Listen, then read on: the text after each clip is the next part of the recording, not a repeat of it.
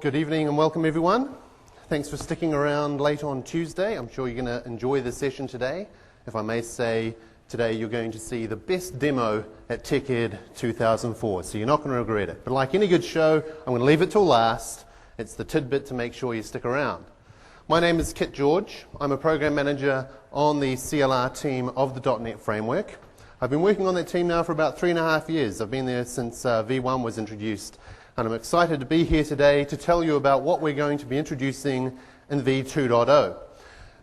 Today is going to be a bit of a whirlwind tour, so some of the things that I'm going to show you, I'm going to give you a high-level overview, but there's plenty of other talks here at TechEd, so there's going to be a great opportunity to go to those other talks, and I'll give you pointers to those as we go along. Other things I'm going to drill into as necessary. One of the things I do want to make sure that you keep in mind of as we go along today is where we're going with the CLR and the framework in general. There's two key pieces of technology that are coming up that have affected a lot of the infrastructure that we've been working on in the CLR in 2.0. One of those is SQL Server 2005, otherwise codenamed as Yukon. You're going to see some features today that have basically been introduced in order to support that particular release. You're going to see this a lot with the CLR, particularly as we move forward. A lot of the things we have to do basically support other things in the company. Now, of course, there's other things that we do for you as well. One of the things we love getting, particularly on the base class libraries section of the CLR, which is the part that I am particularly interested in because it's the section I work on, we also get a lot of customer requests directly from you. We take those very seriously. And a lot of the features you see today have basically come about because we got so much overwhelming requests from customers that we decided to go ahead and introduce it. So please understand, your opinion counts. What is preventing you getting your job done counts. And we do make sure that we try to get those features right. Another thing you'll notice on this slide is that a lot of the features we're preparing for further down the road is Longhorn. So some of the features, particularly in the performance area, that we're getting ready for are towards that Longhorn release.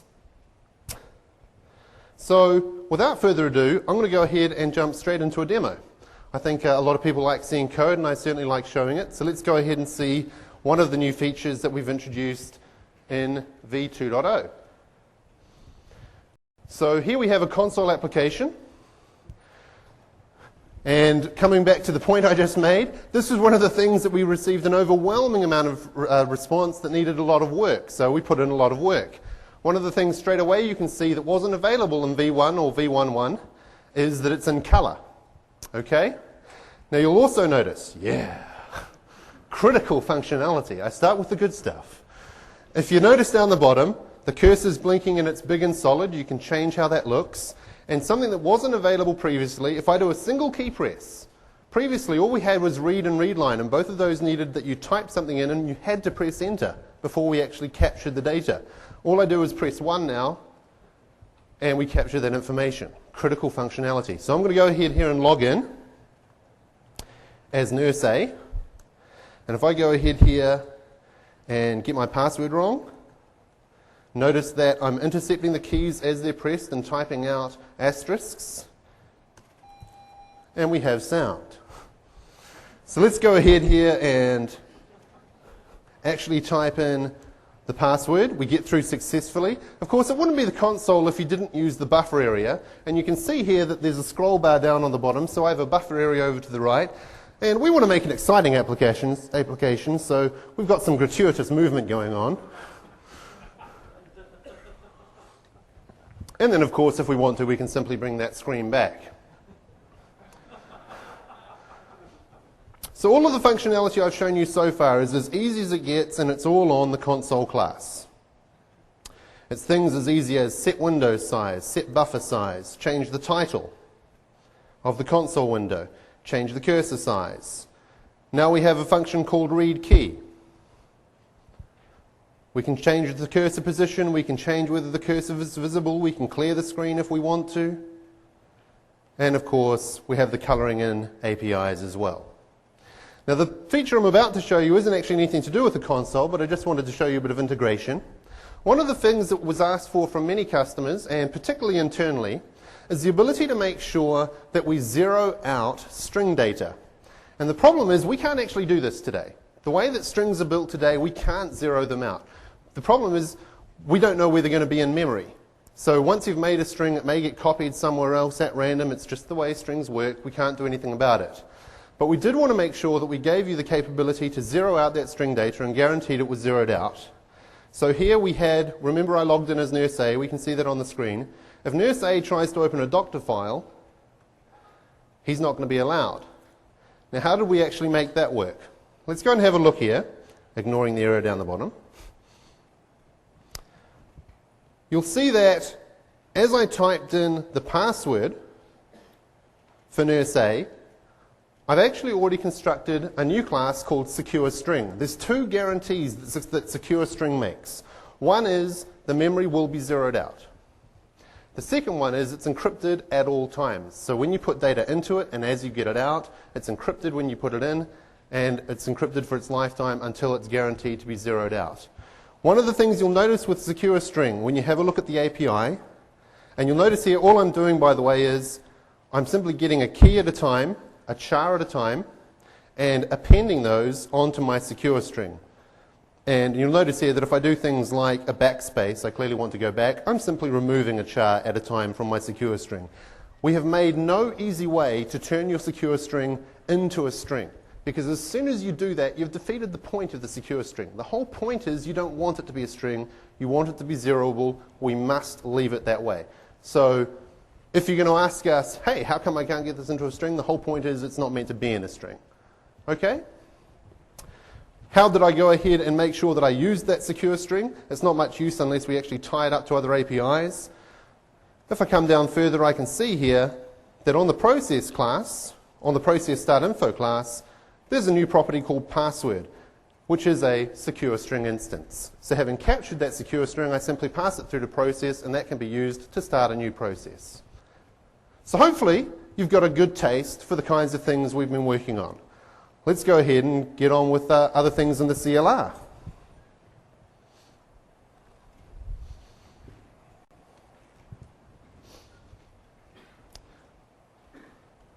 So working towards Yukon. Clearly, one of the key factors upon the Yukon release has been the fact that they are now hosting the CLR. We are integrated with the Yukon release. This has been great for Yukon because now you're going to get all of the functionality and the capability of managed code very, very easily. It's also great for us. We like being hosted. It's yet another way in which you can use and expose the CLR. And the key thing on all of this is that now you don't have to feel like you're tied to actually programming in the database all the time. How many people here have programmed in T-SQL? Wow, a whole lot of people. Okay. I didn't know there was that many people in here that did T-SQL. How many people love it? Okay, so I'll admit it. I'm not a big T-SQL fan. It didn't look like there was many T-SQL fans here either. One of the reasons is I never just found it easy to program. Programming in VB, that was easy. Programming in T-SQL, that was just a hassle. I did it at the time that I was programming in databases because I had to. We're trying to make sure you have a way now to program a managed code and not have to program in T-SQL. If you love it, keep programming in it. We're not telling you not to. If it makes sense to put the manipulation code on the database, if it's quick manipulations, leave it there. We're certainly not trying to force everything into managed code. We're simply saying we're giving you the option. Now, what has this meant for the CLR? Well, obviously, if we're going to be hosting the CLR from SQL Server, there's huge reliability requirements upon us. So we've done a lot of work to make sure that we're going to run reliably. So you can be assured that that is going to be the case. Another key thing here is that if you can program a managed code, then you can actually enable safe database extensions. There's things you're not even allowed to do in the database today. It's basically like an internet environment, and therefore, as a result, it just doesn't allow you to do certain things. By managing this in managed code, you're going to get something similar to IE. You're going to be allowed to write unsafe code, and you're going to get asked when you want to run it, do you want to run this? And then it's up to you. So we're basically furthering the boundaries of what you can do. What's the result here? by being able to do all of this in managed code, you can make all of those things you do in the database, store procedures, triggers, data types even, all of those can be in managed code. Let's have a look at a scenario here. We have Bill, looks something like a Bill to me. Bill's programming away, and he's defining something in the language of his choice, VB, C#, be it as it will. Location.distance, he's just making an API to calculate some distance. Compiles that into a VS.NET project and builds it into an assembly. Having done that, he then goes to SQL Server and simply defines, through the data definition language, whatever it is that he's just exposed. Is it an assembly, a function, a procedure, a trigger, a type, whatever it is that he's defined in his managed code. And having defined that, he can then simply leverage it from SQL Server as if it was in SQL Server. Two key things I wanted to point out. Number one is up on the slide here, and it's critical. All of this is in process. That's the whole point about hosting the CLR. You get all of those performance benefits. Remember I mentioned reliability? Why is that so important? Well, now that we're in process, if the CLR goes down, we tear down SQL Server. So we had to make sure that we were a reliable host. The other thing is, coming back to the T-SQL, I just wanted to give an example of something that was a pain to write in T-SQL. Here we have an example of splitting a string. And you can see that the box drops off the bottom of the page. This is to split a pretty simple string. How far do you think the box is going to go? Okay, I've shrunk it up a little bit for you, and let's have a look at a shrunken viewpoint. That's the size of the box. And the orange section at the top of the box there is what you can see on the screen. Okay, that's how much T-SQL code it takes. Let's have a look at how much managed code it takes. That's it. So there's clearly some good benefits here. We're basically trying to make you more productive. Now, if you do want more information on hosting the CLR, there are a couple of talks on later in the week that I wanted to point out. One is on tomorrow, DAT 318, more focused on the SQL Server side of things. And then there's one very late in the week, Dev 394, I encourage you to go to, in which Richard Lander will be talking about hosting in that talk on Friday. So having talked about trying to make you more productive in the SQL Server environment, let's go ahead and talk about a feature that we've added to make you more productive in the VS environment. So I'm going to switch back here and let's have a look at some more code. Figured that error, by the way. It's obviously just an IP address conflict. Okay, well, it's not affecting anything here. I'm not using the network at all. It's certainly not VS. That's what I'll say. So I'm going to go ahead here and open up a project that I've got. And this is going to demonstrate a new feature in the land of resources. How many people use managed resources? It's a great way, thank you. For those of you that haven't used resources before or don't use it much, it's a great way to make sure that you have a localized application that can easily be transferred into another cultural environment, such as French or Japanese. Let's go ahead and run this application here. We can see that I've done everything I need to do in order to leverage resources. I have a resource manager, and I've gone ahead and I've instantiated that, and then I'm getting the resources out of the resource manager. This is how I would have to do it in v11. And all I do is I call getString, an API on the resource manager, and I pass it a named string to retrieve, and it retrieves an associated resource and does whatever I want with it. In this case, I'm assigning it, the first one, to the title of my window, the next one to the title of my group box, etc. Let's go ahead and run this. And we can see that it didn't quite turn out how I expected. Many of the resources got retrieved successfully, that's great. But if we have a look, the title's missing, and I was sure I had that line of code in there. The button up on the right seems to be missing something as well. My group box down the bottom has got address in it, that's great, but my top one's missing a title. There's clearly a label missing here and another label missing here. The problem at this stage is, number one, I didn't find out that any of that was wrong until runtime, and I'm simply wasting my time now trying to figure out what was wrong. If we go back and have a look, let's try to figure it out. First, me.text, the title. I'm getting a string here, customer form. Anyone see the mistake? I'm just missing a T. Okay? Simple mistake, but because it's a string data, It's meant to be customer form title. I just mistyped it. It's customer form tile. Simply wasting my time trying to figure that out. If we go and have a look at the next one, customer form personal. Capitalization. Now this is an interesting one because from VB's perspective, VB doesn't normally care about capitalization. Resources do. Now you can actually turn on a case-insensitive resource manager with the constructor. I simply chose not to. Why? I wanted to demonstrate. The next one I called customer form kids. It was meant to be customer form children. The next two are very interesting.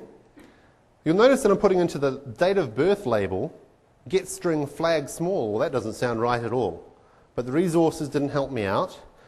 The next one, I was trying to get an image out of the resources, but because I'm using get object, it's doing the translation implicitly, and furthermore, I'm simply getting the wrong resource. But notice it didn't throw, didn't tell me at design time, it simply didn't print it out for me or retrieve it for me. So what we've gone ahead and done is added a new feature called strongly typed resources. Now I wanted to show you how we actually have done this. If you're using resources, you'll know that in the background you can compile resources from some other location, such as a file of string value pairs. If I have a look here, we'll see that we have strings.txt, and if I have a look at that, you'll notice that that's where my resources were originally made. Now, if I were trying to compile those into resources in v11, all I would do is run a utility called resgen on that file, and that creates for me a resources file that I can then either compile into a satellite assembly if I want, or I can simply throw directly into my application. What we've done is we've gone ahead and added in a new switch for resgen called str for strongly typed resources, and then all you do is you simply name a language. So I'm going to go ahead and start off in C#, and as it compiles the resources file, which it would have done anyway, you'll notice it also has made a strings.cs file. Let's go ahead and have a quick look at that file. And we can see that it's basically a source file that's going to allow me to access my resources. We can see here that it's got a resource manager, much like I had in my own code previously. It then has a public way to access that resource manager, and then for every single key value pair that it identified in the file, it's gone and made a property. Just as easily as I did that for C#, I could have done the same thing and simply compiled it to VB. And that would make for me the strings.vb file down the bottom. Once you have that source file, you can include it in your project, as I've done here. This is like a cooking show. Here's what I did before. Strings.vb is already in there. And now, I can, number one, get rid of a few lines of code. We don't need this line of code anymore. And we also don't need the declaration up the top. Let's get rid of all of these weakly tied references. And let's go ahead instead and see if our strongly typed referencing is going to work. So now I'm simply going to refer to the name of the file, strings dot, and there I see all my resource names. Why do we call it strong typed resources? Well, in this case I'm getting out a string, and we can see here customer form personal is a string. When I assign that, if there's anything wrong with it, I'm going to get information about that at design time. I don't have to wait to run time. Let's go ahead and do that for the children, the date of birth, and finally the background image. Remember before how I simply assigned the wrong resource to the background image? If I do that here, I get some nice IntelliSense help, obviously, just the same as everything else, telling me that that's wrong. I can go ahead then and say, well, background image was expecting an image. I have in my resources file some images down the bottom. Flag large, flag small, main flab, all bitmaps, subclasses of image. And I can remember now, because I'm also getting help, that in fact I wanted to use main flag. The final one here was me.text equals strings dot customer form title. Let's go ahead and rerun that. I've had my IntelliSense help. I've had my strong typing. This time, no problems. I had all my help and assistance at design time rather than run time, so I knew it was going to work. The proof of the pudding, that's a New Zealand expression, I think.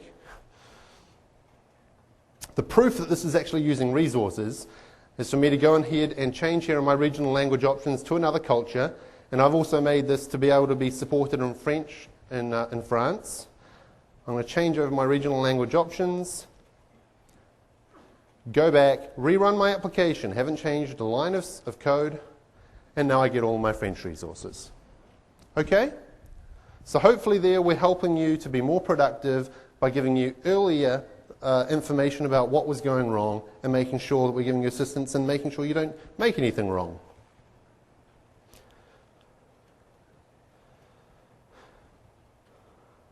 I always have to change back to my own language, by the way. It has unexpected consequences later on. No, it doesn't. I make my applications robust enough that they're not impacted, particularly for you guys. Let's go ahead and keep going with some slides here. The next thing I wanted to talk about was 64-bit. Now this is like Jeopardy here. There's a question underlying here that I think 99% of you are going to be asking. It's going to be a variation, it's going to change slightly, but 99% of you I think are interested in one thing with 64-bit. The answer is quite simple. The answer is yes. So what's the question? I think the question is, will my managed application run on a 64-bit machine? Yes. Will my 32-bit managed application run on a 64-bit machine? Yes. Will my 64-bit application run on a 64-bit machine? Yes. We wanted to keep it very, very, very simple. Not to say that it was simple for us to do it, but we wanted to put in all the rocket science and the hard work to make sure that we could simply say, yes. Now, we wanted to make sure that we had x64 and IA64 support. Yes, we do. We wanted to make sure that the key applications that need to run on 64-bit, things like SQL Server, ASP, are able to run. Yes. Verifiable managed binaries, that is all managed code, no p-invokes, they do just run. There is no issues with those. If you're making p-invokes, the thing to know is that the p-invokes may result in the application running in the WoW. That is, they may run as a 32-bit application on a 64-bit machine. That's okay. It's still running. It's still going to run fine. An interesting thing to note down the bottom as well is that Visual Studio is always a 32-bit application. It will always run in the WoW. That's okay. It's going to enable you to make 64-bit applications and run them and debug them as 64-bit applications on that machine. So you get all of the functionality you need for 64-bit. As mentioned, there's lots of things we did on the CLR to make sure this was enabled. We had to make a new jitter to make sure that you could do this all properly. We had to change the way exception handling worked inside of the CLR. We had to change the way the GC worked to make sure that huge amounts of memory could be handled. And above all, we tested. We wanted to make sure we tested on your behalf. We've been getting a lot of applications and running them and making sure they can run on a 64-bit machine. At the end of the day, the key answer is yes. There is another talk that has already been presented. Why am I pointing out a talk that's already been presented? There will be DVDs handed out at the end, and if you didn't get a chance to go to this talk, Dev 332, you might just want to take a note of it and watch it when you get the DVDs later on. So let's go and have a look at another thing that we've introduced, which has basically been as a result of customer feedback. Let's go ahead and have a look at serial port communication.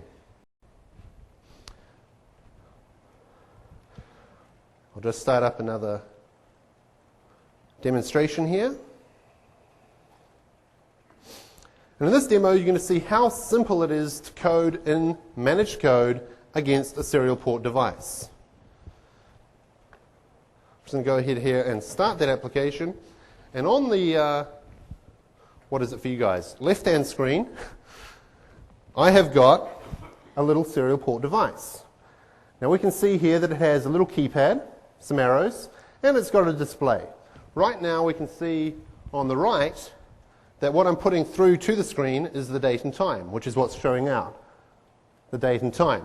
I can go ahead here and change what's getting shown. Let's go ahead here and instead put memory usage on the top line.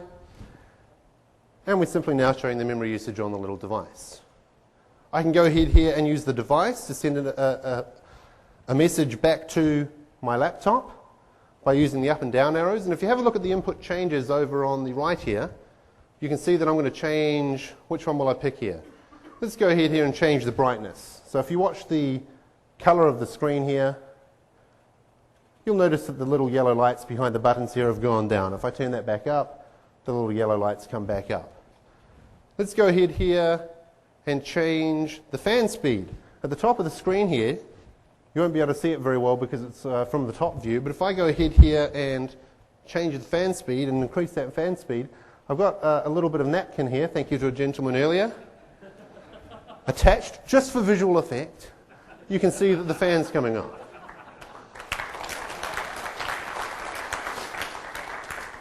And finally, if I want to, I can go ahead and send a greeting, scrolling across the screen. So that's all very well. This is nothing that you didn't have before in previous code environments. The question here is how easy is this to do? How many lines of code do I need in order to communicate with this serial port device? Well, let's go ahead and have a look. Throughout this code, I've dotted the word COM port just so that we can quickly and easily do a find and go through and see all of the calls I've made to the device itself. So let's do a find on COM port. So the first one is I have the declaration for the instance of the serial port class. That's one call. Can I switch to the code view? Thank you for reminding me. So I can see that I have the declaration. That's one. If I go ahead and look further down, I can see that I have the instantiation, 2. If I want to do a write, that is, I want to send information from the device to the device, 3 calls. If I want to read from it, then I have another call there, com.read, 4 calls. And finally, when I'm done with it, I want to be able to close it. 5 lines of code. Okay, now, you may well be saying to yourself, well, hang on. The code there looks a lot longer than 5 lines. Well, this is actually a pretty complex device, as simple as it looks. So there's a lot of things you can do with it. And that's the protocol, of course, and I needed a lot more code in order to actually understand and interpret the data I was receiving or sending. But the actual sending and receiving itself, 5 lines of code. You can't get much easier. So if you're waiting for serial port device support, as I know many of you were because we received so much feedback about it, it's here now. Let's go ahead and go back and have a look at a couple more slides. Performance. It wouldn't be a talk about the CLR if we didn't talk about performance. After all, the CLR is performance. If we're not performant, it's very, very hard for you to make your own applications performant and for Microsoft to build on top of us and make their parts of the framework or their applications performant as well. There's 2 major areas for performance. One is looking at the broad scope of performance, that is making changes that are going to affect a lot of things. And one is looking at specific areas, such as single APIs, and saying that API wasn't too good, we're going to go ahead and make that more performant. I want to talk about the broad scope first. Let's talk about the overall face of performance. We're not kidding when we say that it is a long-term goal for the CLR to be as performant as unmanaged code. We take that seriously. Stress, long-term. But we are targeted on getting there. Now, one of the steps we've taken in order to help us get there, or 2 of the steps we've taken. One is to reduce the marginal cost of additional managed processes. The way that has manifested itself in V2.0 is that we've done a lot of work in Engine to make sure that shared memory, any memory that we can actually share between different applications, is being increased as much as we can. So we're really trying to make sure that all of those things that can be shared are shared in an engined image. Engine, if you haven't heard of it before, simply compiles IL into native code. So if you are writing an application which is sharing a lot of things, say for example, You're running your application multiple times, and as a result, it has components that can be shared between each of those instances. You're going to notice a big saving. If you're not doing that, you're not going to see such a big saving. Where are we going with doing these improvements in NGen? The end objective is basically on the bottom there. We're looking towards the next release of the OS, which is on a no-JIT plan. They want to use NGen like it's going out of style. So we're doing a lot of work towards that Longhorn release. Coming back to something I mentioned earlier, we are working towards Longhorn, and that shows up in some of the work we do. Another key thing we worked on in this release was reducing startup time and working set. This was something we received a lot of feedback about that was bad. The good news is we reduced startup time a lot, around about 50% over Everett. I do have to put a caveat in here. In all of the work we've done for v2.0, there's a lot more code. So there's a lot of offset of that reduced time. The net effect is that you might not see much gain, but you won't see any loss. So you've got a whole lot more functionality and you haven't seen any loss. So having talked about the broad area of performance, let's talk briefly about the specifics. It's all very well to work on the overall plan. That's fundamentally important. But also we get lots of people coming and saying, hey, this is unperformant, that's unperformant. What are you going to do about this specific API here? For example, looking up resources has been slow in the past. One of the key things has been looking up things such as images. The way we do resources is we actually binary serialize them, and that can be slow for things like images. What we have is a new getStream API on the Resource Manager, if you want to go ahead and have a look at that. And that is, of course, leveraged from our new strongly typed resources functionality. And that will actually look at unmanaged resources directly. We have things like lightweight code gen. If you were using reflection emit in v1.0 or v1.1, reflection emit was quite powerful, but if all you needed was a single method, then reflection emit had to wrap that in a class, and then had to wrap it in an assembly. And all you wanted was a single method, and you had to get this whole assembly. And if you wanted to take it down, guess what? You have to rip down that assembly. That's a costly thing. With lightweight code gen, if all you want is a method, all we give you is a method. You don't have to make that class. You don't have to make that assembly. And it's a whole lot easier to tear down. Cross-app domain remoting has got remarkably fast in certain cases. From little improvements, 1.1 times, up to 200 times faster. The good news is that the things that you would hope to be fastest, serializable objects or the really, really basic infrastructure, integers, strings, that's got the fastest. Delegate invoke performance is more than doubled. UTF-8 encoding, 2.5 times faster for translations. What's the message here? We know performance is important. We're focusing on it. We are doing everything we can.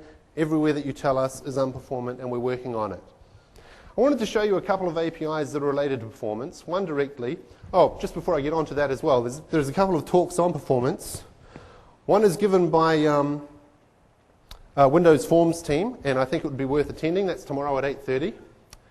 And there's also one given by the CLR architect and dev team on Thursday, which really drills into performance aspects. So if you're interested in that, Dev 491, that's a great talk to go and have a look at. So let's talk about a couple of APIs that we've made to help you be more performant. The first one I wanted to talk about was TriPass. And it might seem like this is a simple API, but this is the kind of thing that really can help identify, hey, you need to know about the things that are performant and make sure you're doing them in order to make sure you're making the best application you can. So you'll notice on all of the base types, int, double, date time, pretty much all of the base types, we have a routine called pass. The idea here being that you can pass it a string, and it will turn that string into the data type that you're actually using it on. Now, we also have a function that we've added to all of these base types called trypass. Now, if what we're doing is we're trying to interpret 100 strings and turn them into another type, in this case we're turning it into an int32, if I am going to be 100% successful, that is, every single string can be turned into an int32, how is the performance of pass and trypass going to be? Let's have a look. They're going to be about the same. Why is that? Well, let's go ahead and have a look at the code. And if we come down, we can see that the int32 pass routine does the following. It basically has a try to do the pass, and if it fails to do the pass, it's going to go ahead and catch a format exception. Remember, we just tried 100% success, so it never went into this catch block. If we compare that to int32 try pass, it doesn't actually need the try. The difference is that where pass says throw if you didn't successfully do the pass, try pass says return a Boolean indicating whether or not the pass was successful, and if it was successful, return as an out parameter the variable that you successfully passed. So at no time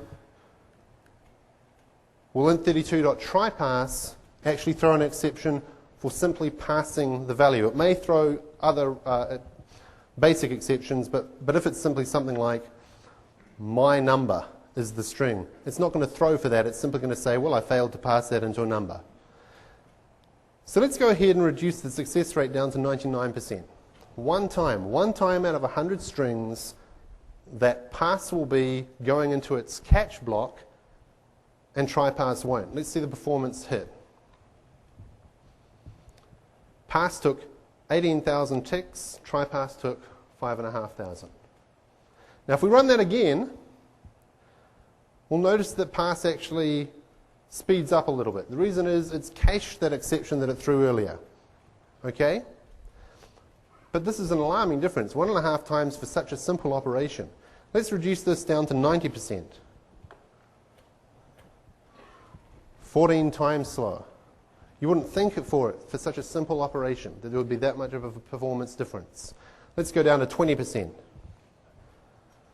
You've got your kid or your parents, my parents are no good on computers, trying to type in their age and they can't quite hit the buttons right.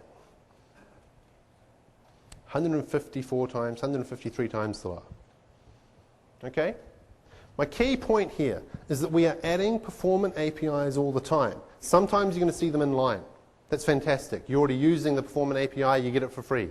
Sometimes you're going to have to keep your head up and keep an eye out for those new performant APIs we add, because for break and change reasons, we can't go ahead and modify the existing API. We have to do it another way. Okay? If you're wondering, hey, haven't I already heard about TryPass? We did actually stick it on the double class in v10, and it was already there in v11.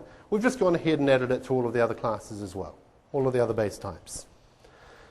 So now I just wanted to go ahead and show you another performance-related introduction of a new API. This one here is more about resources than performance, but it can have performance benefits because it's basically related to running out of memory. Here we have a situation where I'm going to go ahead and try to do the following. Run it. That's what I'm going to try. Maybe I'll try that again.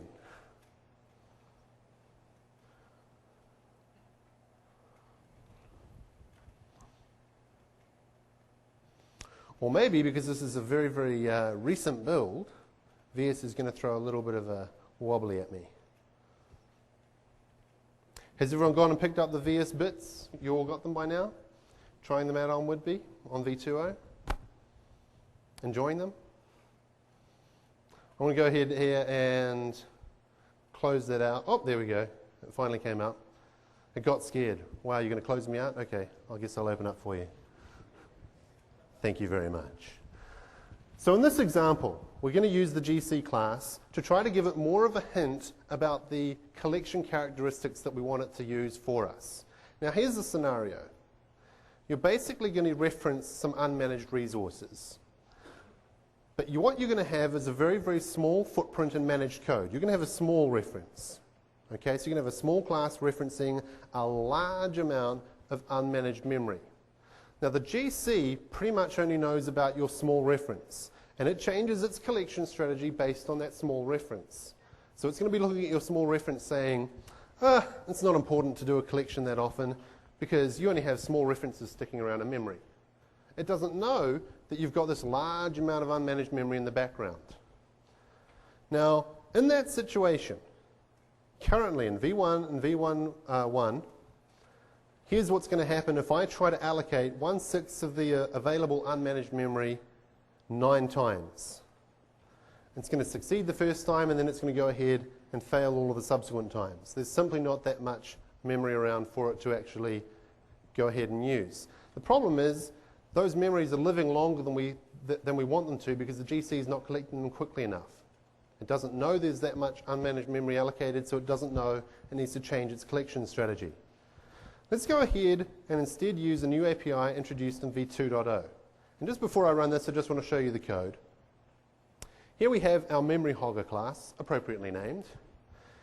And when we go ahead and construct an instance of that class, we're basically going to tell it either to run in one of 2 modes. In the mode you just saw, in which case that would have been add pressure equals false, or in the mode we're about to run it, which says, yeah, run this like I would for the new v2.0 code. And what we're going to do is we're going to say, add memory pressure for the amount of pressure, which is in bytes, of the amount of unmanaged memory that I'm allocating. Now this is basically a hint to the GC. It's basically telling the GC, hey, I'm allocating this much unmanaged memory. That is your hint to change your collection strategy. If it's a little amount, the GC is not going to care too much and it's not going to change its collection strategy. If it's a large amount, as in this case, 1/6 of the available unmanaged memory, it's going to know that, hey, it needs to change its collection strategy. A critical thing when you use this API is that if you do an add memory pressure, you don't want to simply leave that pressure on there, because later on, when you actually do destroy the instance, the GC doesn't know that you've destroyed it, and it needs to get informed to change its strategy back to what it was. So when you destruct that object, you need to go ahead and remove the same amount of memory pressure that you added earlier. So always use these 2 APIs in pairs. If you're going to add memory pressure, make sure you go ahead and remove memory pressure when you destroy the object. Let's go ahead here and rerun this application, and this time we're adding the memory pressure. We're giving the GC the hint. Hey, we are trying to allocate a lot of unmanaged resources. And this time you'll notice all of the allocations were successful. Now the key thing, have a look over the side here. If I don't add the memory pressure, collection count in the current GC0 collection was 2. If I go ahead and add the pressure, the collection count jumps to 20. The GC is changing its strategy appropriately. Okay? A great, great little functionality if you are allocating a lot of unmanaged resources with small managed objects representing them. I think we've got 2 instances there. No. Okay.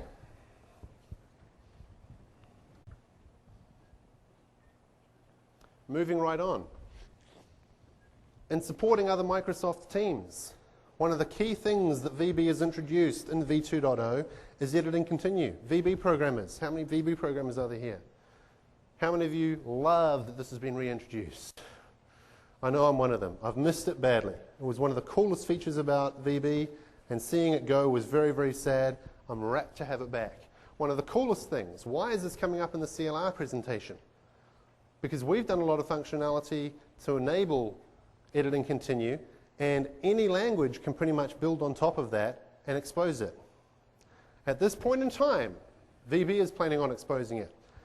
If you think you're going to like this feature, if you're a C# programmer mostly, or all, and you're thinking, hey, it would be cool if C# had this too, I'd go and bang on the C# team and tell them to get this thing stuck in. A little plug. One of the things you need to know with edit and continue is there are scenarios where it's not supported. For example, removing a field or a method, you can't do that. For example, and this one is going to be interesting to see how it goes, edits to generic classes. We have introduced the generics capability. I'll talk about that more in a second. But if you have a generic class, you can't actually edit and continue in that class.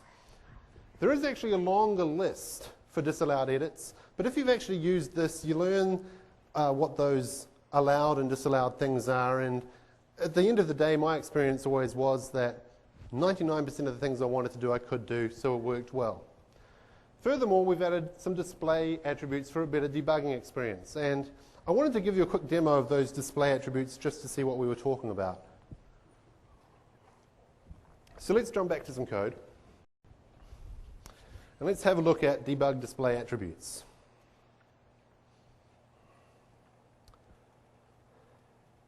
So here I have a scenario where I have a customer class, and the customer has an address and a name class as well. If I go ahead and I run that in the debugger, here's the kind of experience I might have. I'm going to go ahead and step next, and once I have my customer instance, I see down the bottom, I'll read this out just in case the font is too small. I see that I have my instance of C, which is a customer. The first thing is to note, I haven't actually overridden in the value column, the middle column, I haven't overridden toString. Now all that means is I get the default toString behavior, which is to display the type name of the class. Okay, well that's a fair default behavior for toString, but guess what? In the debugger it's not that useful. The reason is, right beside the value column, I have the type column that already has that information. It's basically useless. I have two columns with the same information. It's just a waste of my time. If I go ahead and I drill in to that instance, I can see that it has an address instance, an ID, just being an int, and a customer name instance. There's a couple of things to note here. I can see that internally I have each of those particular values, underscore address, underscore ID, underscore name, all declared privately, but I also have public versions of those to expose to other users. The problem here in the debugger is I'm showing all of that information because I didn't have any way to control it. It's just cluttering up my debugger. If I go ahead and drill in to something like the address, I'm going to see that I have something similar. A whole lot of information on the address just getting repeated. City, country, customer ID, all internal, and then a whole lot of public versions as well. And if I drill into the name, I can see that as of right now, this didn't happen around about 3 weeks ago, and probably not on the bits you have, but as of right now, I don't even get a good customer experience with the generic list class. We can see down there at the bottom that middle names for a customer actually is using generics and it has a generic list, and it's simply saying, hey, it can't show it in the debugger. So the experience overall, yeah, I could see my data, but it was cluttered and there was a bit of unnecessary information in there and it wasn't the most helpful. Let's go ahead and have a look at remaking these classes. And I'm going to go ahead here and simply comment out those versions. And then I'm going to go ahead and uncomment. Did I do that second one? Uncomment some other versions of those classes, exactly the same, but with debug display attributes. Now let's have a quick look at how these debug display attributes get applied. The key attribute is the debugger display attribute itself. And all that says is, by default, change the value column to, instead of displaying what it does by default, either the toString property, to instead display whatever I type in here. So here I'm going to type, here what I'm going to show instead is name equals, and then this uses something like string formatting to refer to the internal underscore name property, which refers to a customer name instance, and then it simply returns the last name property off of that. The NQ, if you're wondering what that is simply says, well, since this is going to return a string, don't put quotes around that, since I'm putting quotes around a whole big name here. Then I'm going to put a comma in there. I'm going to show the first name after the comma, again no quotes, and put a comma and put a double quote at the end. Okay? If we go ahead and have a look, we have a debugger browsable attribute that I'm going to apply to my internal variables and say don't ever display those in the debugger. I have my public properties for those. Don't bother showing the internal variables. Let's get rid of some of that clutter. And if we go ahead and have a look at the customer name class, we can see that I am also using debugger display, but I also have another attribute, debugger type proxy. And this basically says, look, don't use this class at all for what you're going to show in the debugger. Instead, go and show this other class that I've defined, customer name debug view. And if we come down here, we can see that we have the customer name debug view class, which is going to be used to display the customer name class in the debugger.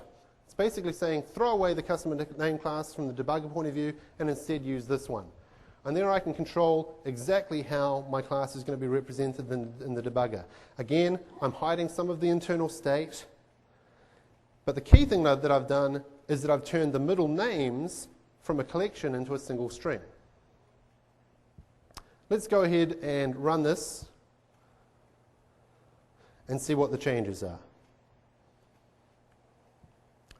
So the first thing to note is that my value column now shows some useful data rather than a repetition of what was already data in the third column. Name equals whatever the name was. If I go ahead and drill in, remember I was hiding those internal variables. They don't show up anymore. I simply get address and name. The other thing was I hid the ID. Why did I hide the ID? Well, I've got the ID here on the name. I didn't need to show that in an internal variable as well. If I go ahead and drill into the address, I've hidden all of those internal variables. They were just repetition. And finally, if I go ahead and drill into name, I see that my middle names show up as a single string. Complete control over how things are shown in the debugger. Okay? Is it possible to set up a section to say, don't show these in the watch window? Because you've got the little client attribute on every single private field. What would be great is if I have a section of private fields that I don't want displayed, is to do like a pound region around that and be able to just hide the entire thing. So if I can just repeat the question for everyone. The question is, hey, this is cool that you can apply these attributes to single instances of fields. Is there going to be a capability to define a region and simply say, don't show all of this section, or display this in this particular format? These are things that we're certainly going to explore. We would love to hear that feedback. Come and see me afterwards. I'd love you to pick up the bits and try these out and come up with some ideas and send them to us. We've certainly had that one come up before, and we are thinking about it. I don't think it's going to get in for v2.0. Okay, but we'll keep it for the future. Yeah.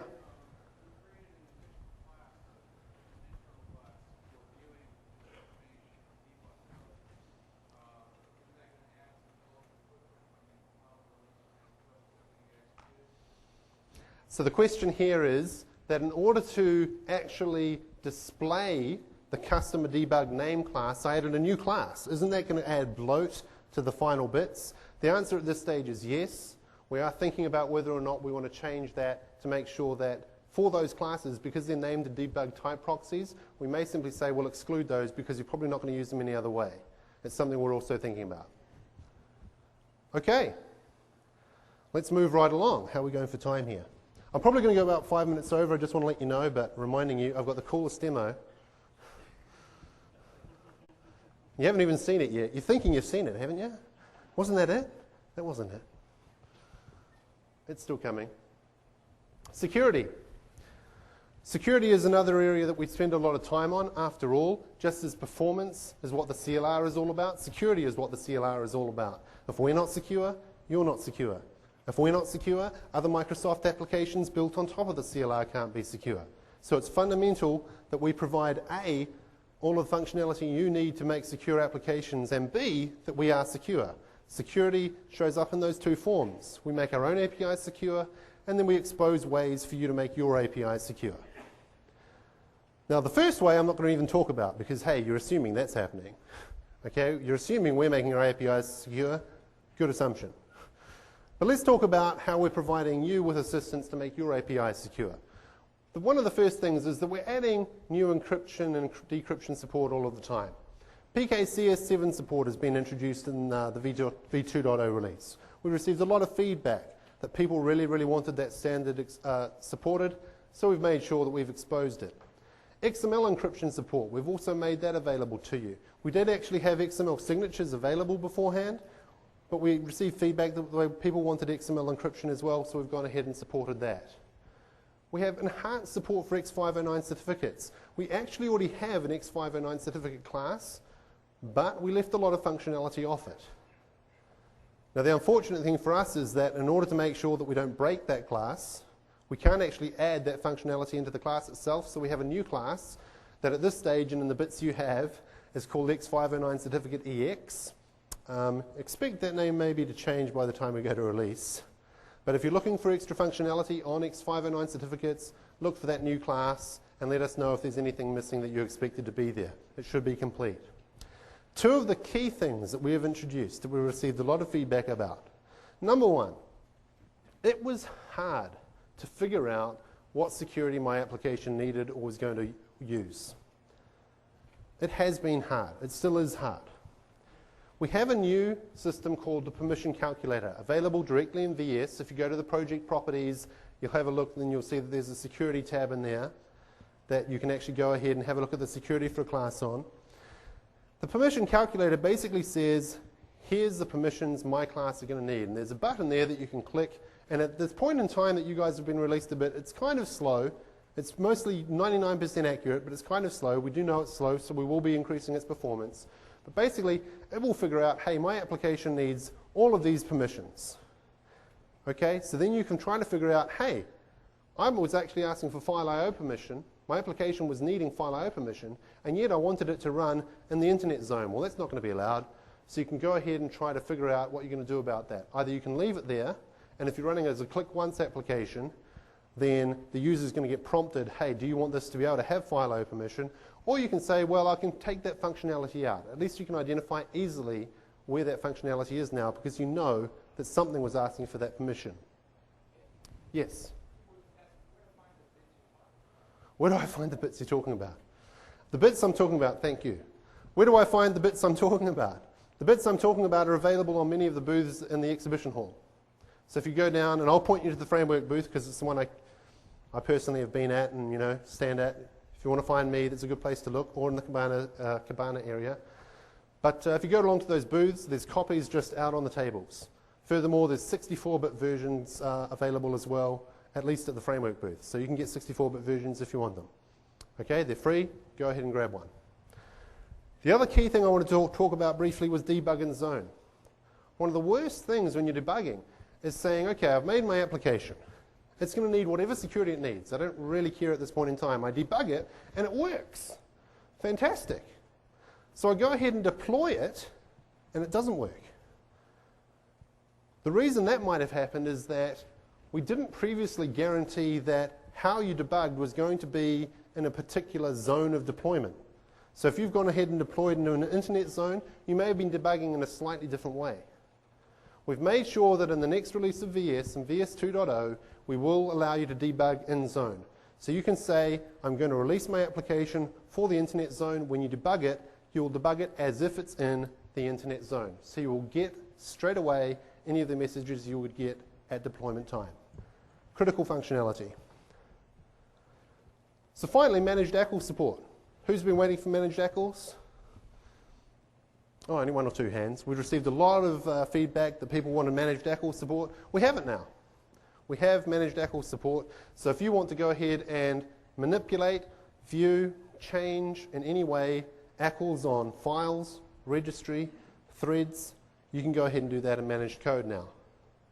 A couple of talks, or one talk I wanted to point you to is one that has actually already occurred again, but pick up those bits. DevCO2. Security best practices for the .NET framework. Furthermore, I will mention that the gentleman that gives this talk, Sebastian Lang, is the expert in this area. He is available this week. Please come and see me afterwards if you want to know more about security, and I can hook you up with Sebastian. So let's go ahead and have a quick demo of I/O and some other improvements. And this demo is really a conglomeration of a number of different things. The key thing you want to remember with this demo is it's enabling you to do things in managed code that we just didn't expose before, and it's enabling you to do things more easily than you could do it before. So here I have a Windows Explorer, a managed Windows Explorer lookalike. And if I go ahead, and this is the v11 version of it. Let's imagine this is v11. Let's imagine I went to my computer, and I went ahead and I said, let's go to the properties. One of the properties I can eventually get to is environment variables. Now with environment variables, in v10 and v11, if you wanted to differentiate between the user and the system variables, you couldn't. All we gave you was the current process variables. So you would have had to show something like this, where the top list and the bottom list are the same, and they're both wrong, because they're both the process variables. They're neither the user nor the system variables. If I wanted to edit or add a variable there, I could have made the dialog box to be able to show it, but I couldn't have actually added. The reason was we didn't have a set environment variable API. Let's go ahead and go to the local disk. If I had right-clicked on local disk and gone to properties, what could I have shown in managed code using the framework in v11? Nothing. We didn't expose anything. You couldn't have done anything. If I went ahead and selected a file, and I said, show me the security, show me the ACLs for that, you couldn't have seen anything. And if I went and opened that file, how many lines of code would it be to open a text file and get the data out of it? Should be one of the easiest operations in the world. How many lines of code is it going to take? 4. Any goes on 4? Let's go ahead here and close this down. And let's go ahead and I'm going to change the code. Let's start off with environment variables. If I go ahead here and have a look at the code for the environment variables, the first thing was that I was getting the environment variables for my users in my machine. Well, we've added new overloads of the existing getEnvironmentVariables API that simply allow you to differentiate the target that you want to get or assign to. In this case, I simply want to get the user data. By default, it was getting the process data. Let me just type that out and assign that to the users. Pretty much the same thing for machine, except I'm going to say machine, obviously. I'll tell you what, since we were just talking about edit and continue, and I have a VB application, how about we go ahead and try out edit and continue and see how it goes. Let's rerun this application.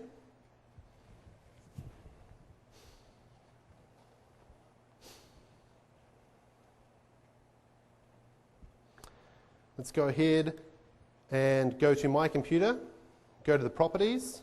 The first thing is that by making that code edit, now I'm simply getting in the top window the user variables, in the bottom window the system variables. If I go ahead and want to add a new variable,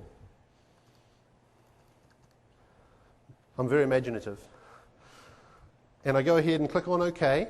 This is going to use the set environment variable, previously an unavailable API. So let's go ahead here and add the code to do this. Notice I'm doing this in edit and continue. I'm going to go ahead here and go environment dot set environment variable.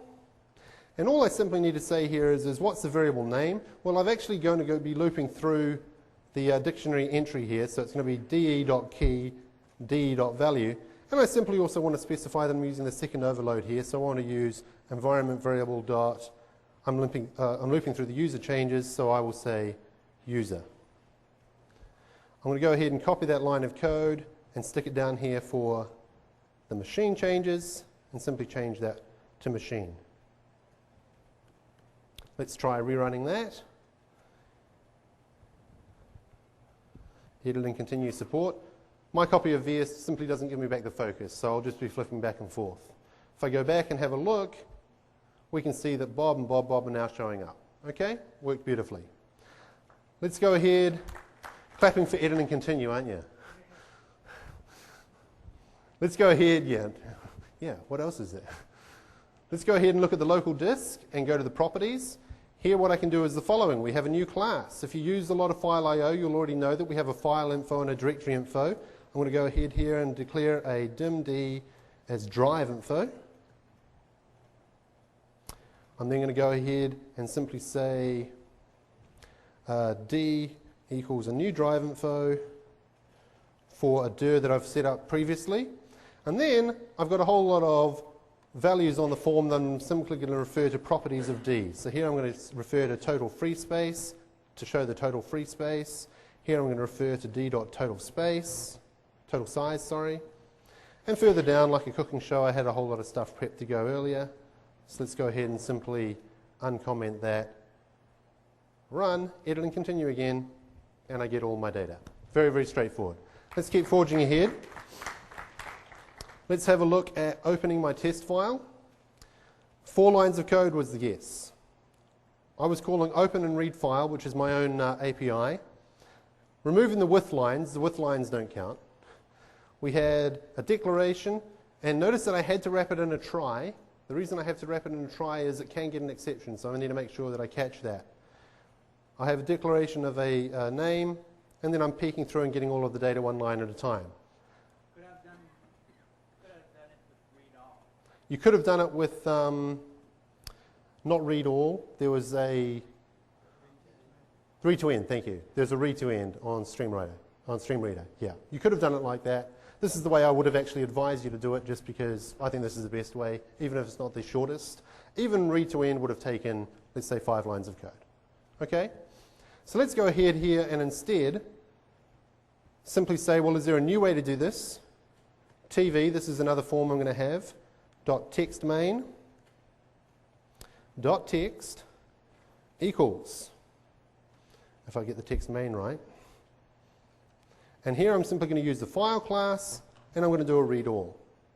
Path is string. Well, I stuck that into a temp variable just up above, tv.filepath. 1 line of code. We can now get rid of that 7 or 8 lines of code. Okay? So just again highlighting, we really do want to make your life easy. If you tell us the things that you expected to be easy and weren't, we listen to you, we try to make it easier. We go ahead and we could open that up, and you can see there that it did successfully read the data. I'm not going to show you, we did exactly the same thing for write all. It's exactly the same. You used to have to write 5 or 6 lines of code to write simply to a text file. Now there's simply file.write all. There's also there's variations on the writes and the read alls, by the way. The final thing I did want to show you is if I go ahead here and right click and I go to the security, I can now show all of the security information in v2.0. Okay, let's just have a look here again at the proof of the pudding. You're all going to be saying this by the end of the week, hopefully. If I go ahead here into Windows Explorer and I go to the properties for that same file, and I add security for nurse A, popping his head up again, and I say that nurse A has read and execute and read and is denied write. I apply that. And then I go back to my managed application and I view that again. We will see that nurse A has been given read and execute, read and denied write. Okay? So we have all of the ACL support as well. So given that I'm running out of time, I'm going to zip things along here at the end. If you do want more information on the ACLs, please do come and see me just after the talk. We can chat. I did just want to point out that we do, of course, have generic support. Generics is the capability to declare classes as if they were strongly typed, and you can save a lot on code bloat, and you can really make sure that you can enable to write code that is basically looking as if it's strongly typed. The question was, does this reduce boxing? We'll have a quick look at that, sir. Okay? So let's have a look at why generics is cool. Here is an example of how I might have written a class to be able to be leveraged and store any kind of object in v11. You'll notice that I would have to make sure that any of the elements I wanted to store in it were typed as object. And if I wanted to add something to it, it's typed as object. And if I return something from this, it's typed as object. Generics allows me, well, here's the problems with that. When I do an add for, say, an int list, and all I want in this list is integers. All I want was integers. When I add 1, it's going to go ahead and box it. When I add 2, it's going to go ahead and box it. That's what happens. And then, accidentally, I typed in the string 3, but this was meant to be an int list. Well, of course, this particular class is going to let me do that because, hey, it can store objects. Finally, when I wanted to refer to this, I had to cast on my way back out. Generics would simply mean that I redeclare the class for a type, which we would simply call, say, T. And then, when I declare my class down in my bottom red box, you'll see that I tell my list what T is. So I'm going to say, make T to be an int. Okay? So now, when I do an add, it's going to only allow me to add ints. When I add 1, it's adding an int. There is no boxing. When I try to add the string 3, it's going to give me a compile time error. Okay? All it sees is that I have a list of ints. I'm trying to add a string to it, it's not going to allow me to do it. And finally, when I'm trying to get something out of it, it's going to go ahead and say, hey, you don't need a cast of that because I already know that you only have ints in here. Okay? I'm not going to go through too much about the rest of that. Let's keep that short. I will point out, whoops, that I just skipped the right slide, that generics does show up in more ways than just collections. Something I just wanted to point out. Collections is one of the most obvious uses for this. Hey, I had to make hash table accept any old thing. I had to make array list accept any old thing. Now we have generic classes and generic collections classes, and I would go and have a look out for them that allow you to make strongly typed classes. But we also have other types, such as nullable of T. Come and talk to me about that if you want to know more about it. And event handler of T. If you do want more information on this, Anders Heilsberg is giving a talk tomorrow at 10:15, in which he'll be going over the C# aspects of this. The principles apply for any language. It's a great talk to go along and listen to one of the guys that basically designed the feature area and hear what he has to say about it. So I'm going to skip over the tracing features. If you're interested in tracing, I would love to talk to you. Please come and see me. Okay? At least get these slides because they point out all of the cool functionality that we have added in the tracing area. Because what I want to do is get straight to my demo. You've been waiting around for it. You deserve it. Now, there's a whole lot of other cool things that you could go along and see at this conference, right? You can go along and see WinForms applications. You can go along and see ASP applications. Those environments are all very well and good. They're pretty cool. But really, the coolest environment is console. And as we saw, we did a whole lot of console improvements. Why wouldn't we make a new console game? So I can go ahead and run this game here.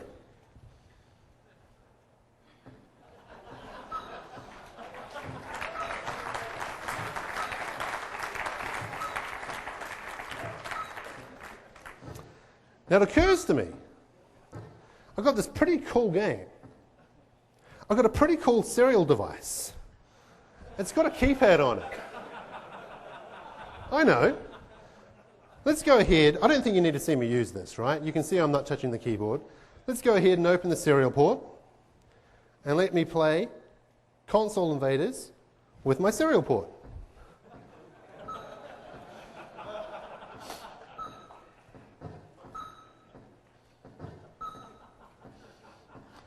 Now, why is this a cool demo? Apart from the fact that, hey, it's pretty cool. It's using a whole lot of the features you just saw if you go and get the bits. And I'll show you where the website is that you can get the bits in a second.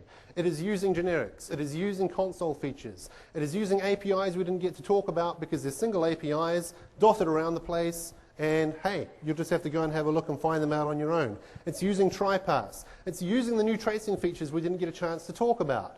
Okay? If you actually run that application, it will end up going into a demo mode because it's using tracing to write out into different files, different trace data in order to replay the game later. It's using a whole lot of conglomerations of features that we saw here today. Furthermore, if you happen to have a 64-bit machine, take the 32-bit binary, copy it to your 64-bit machine. It will run. Why? Because 64-bit is simply yes. Okay, so let's quickly end up. Thanks for sticking around, everyone. I do appreciate that. I realize I've gone a touch long, but I hope it was worth it. I did want to point you at a couple of other resources. The CLR is running an application compatibility lab. If you are concerned about running your v10 or your v11 application on v2.0, or you are concerned about how it's going to run on v2.0, there's a great opportunity to sign up for our App Compat Lab. Initially, all this means is we'll send you a toolkit of data about, hey, here's what you should do to make sure that you're doing the right things to determine your application's compatibility. But you can also sign up to be more proactively involved with us, and we can help you out actually running your application. Why is this good for you? We give you data about whether or not changes we're making are going to affect you, and furthermore, sometimes if they are, we'll actually turn them back. We'll take them off.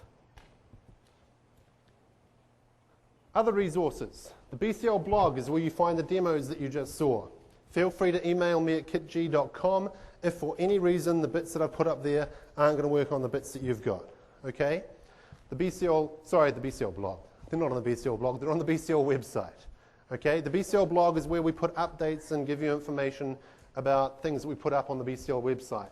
If you want to email the BCL team or the CLR team, the alias is there. And I would suggest that you take an opportunity to get this cool book. Okay, it simply has all of the base class library in it. It's one of two, so it's around about 70% of the base classes in it. But it's very, very similar to the documentation, but it's got cool annotations by people such as Jeff Richter, Brad Abrams, Anders Heilsberg, or myself about things that you don't or do want to use inside of the library. So, say that again, sorry. The title is the .NET Framework Standard Library Annotated Reference, Volume 1. And finally, I'm going to leave you with a list of other talks to go to. Okay? So thank you very much, everyone, for sticking around.